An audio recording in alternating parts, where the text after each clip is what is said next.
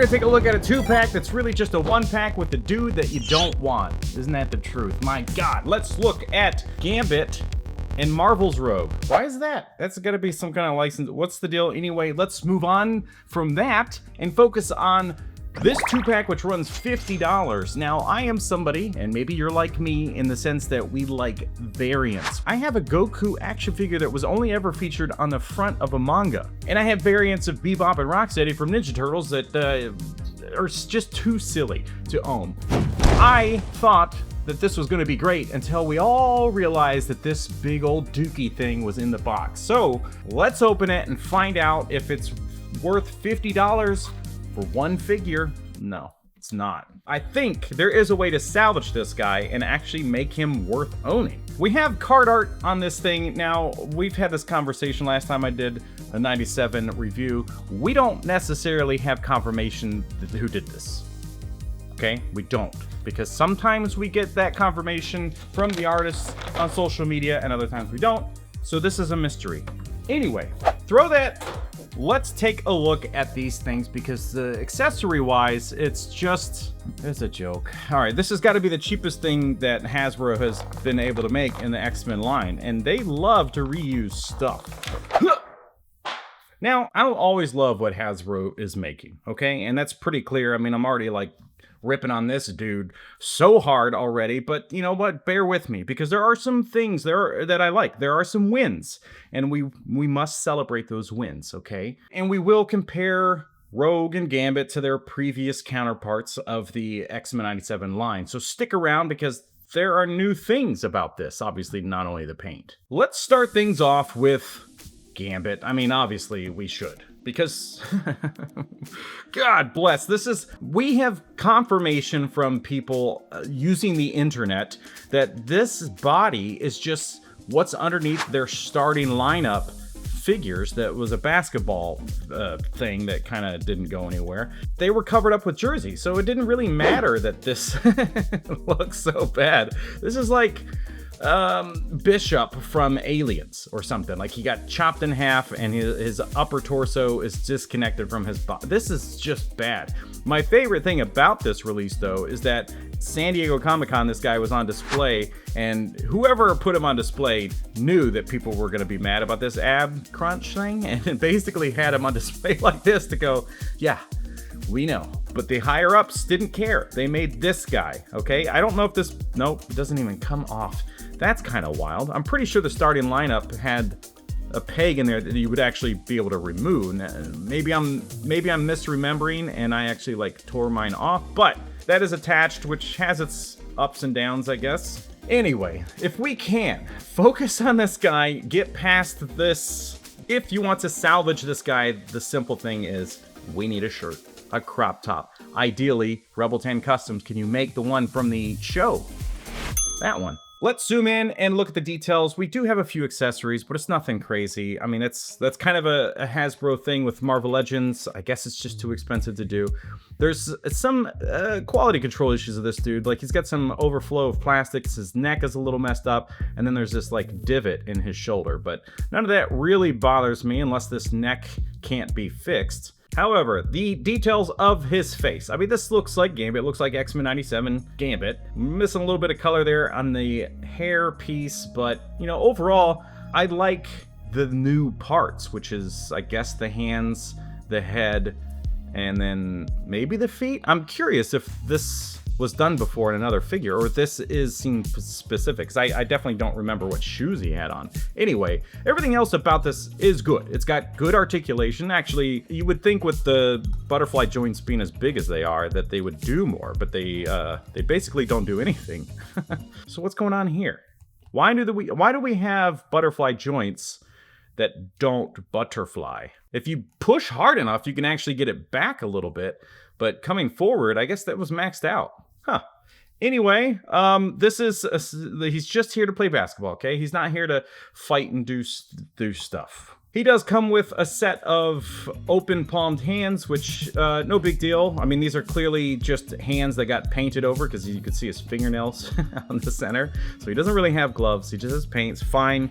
we'll get over it. We have a pointing finger, which is cool. So if you just need him in an action pose, like he's actually playing, you know, I mean, it works. This is, I want to be more positive about this guy. I mean, the articulation range is pretty solid. It's just, he does need a shirt because this figure was never designed to be shirtless. Anyway, let's move on. Ultimately, the best thing for Gambit is to just get a hoodie, something similar to this, maybe even one with cut-off sleeves. That would look pretty sweet. I would say, obviously, a different color, though. And you can get these on AliExpress for just a few bucks. If you would like to join the Discord that I have, then you can do that by signing up to be a member over on Ko-fi. Ko-fi is where I sell all of my print work, even action figures from my collection. And those memberships come in a variety of styles, so you can get discounts on all the stuff I offer, like those action figures and print work, or you can join Discord at just $2 a month. So use the Ko-fi link down in the description, and I'll see you over there. A little bit of a disappointment in the Rogue side of things is that she doesn't have a hand that can hold a basketball. I don't remember that scene, and maybe there's an argument that, like, oh, it's so scene specific that she never held the ball at any point. But whatever. This is more of just a fun Rogue variant that, you know, maybe we don't have to worry about being scene specific because there's a lot to celebrate here. Now, accessory-wise, she just gets it's kind of the same stuff she always gets, which is just a couple of open palmed hands, nothing special, and then on by default are some fists. So this is kind of a nice upgrade with the soft goods top, but this body is also similar to a version of Rogue that exists out there.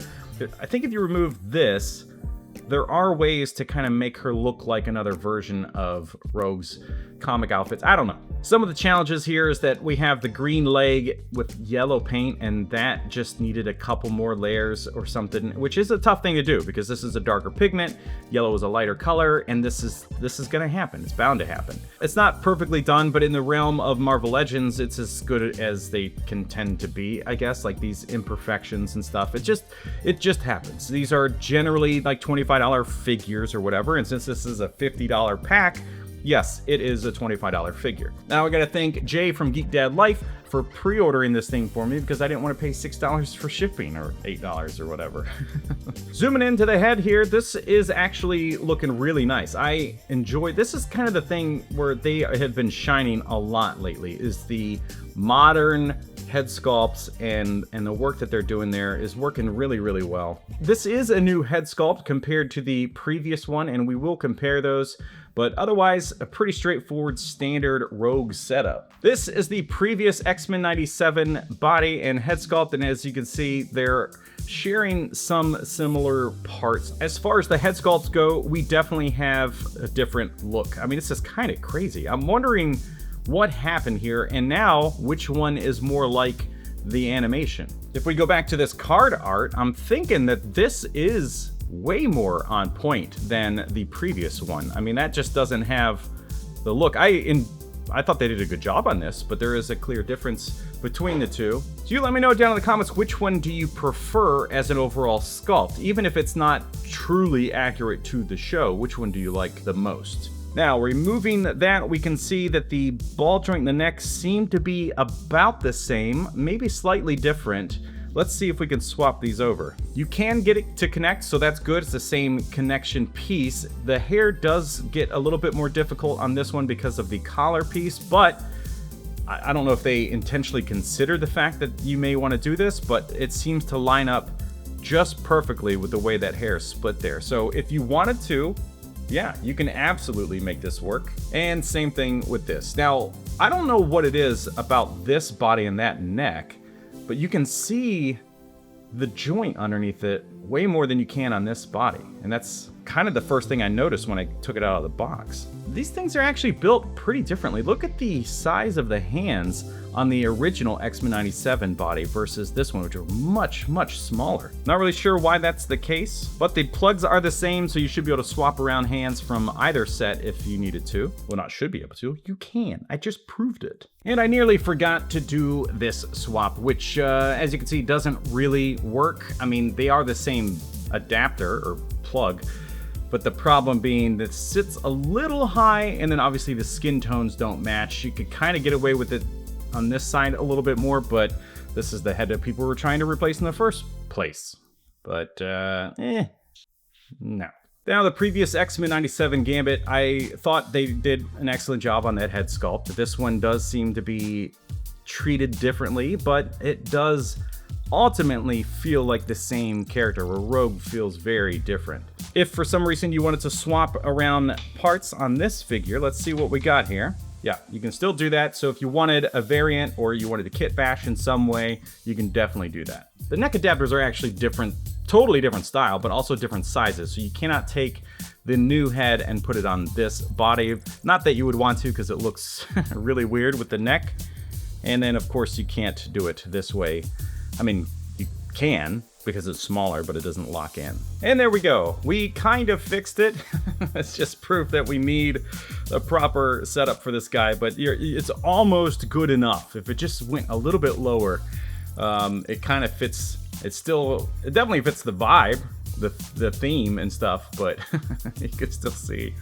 Ah, boy. But there you go with them swapped around. This is a decent set. There are things to celebrate here with the new head sculpt, the attention to detail in his head, the soft goods jacket or top for her. It's just, I feel like we are $50 a little crazy for something that is mostly reused parts and taking a line that failed, really, and just trying to salvage it. I didn't talk about this, but he does have waist articulation, so that's helpful, I guess.